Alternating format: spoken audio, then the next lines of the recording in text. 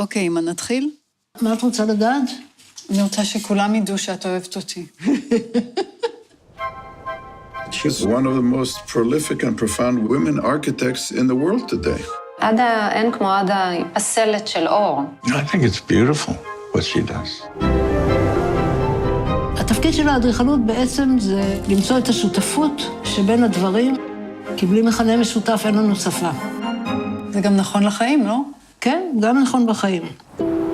רוב הבניינים כמעט עד סוף המאה ה-19 היו בניינים שהיה להם מרכז. אבל אפשר היה להגיד שהם נהיים קצת יותר רומנטיים, שכשהיה מרכז היה לב לבניין. אז היום יש בניינים שאין להם לב, בכל המובנים. Do you think it was harder for women?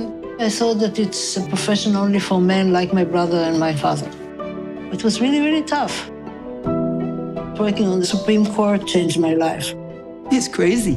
Everyone thinks you should enter into some bombastic lobby, but you have this grand staircase, and then Jerusalem is right in front of you. אני מתרגש.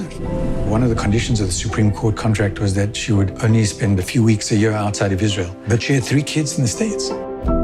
יש משהו שאת רוצה לשאול אותי? כן, איך את מצליחה לאהוב אותי כל כך הרבה שנים? מה כל כך מצחיק? אני לא איתך. We're not used to think about time. We think that time only happens to others. But it happens to everybody. And the alone never gets to be too much? Of course it's too much, but also togetherness is too much. It's all a question of proportion.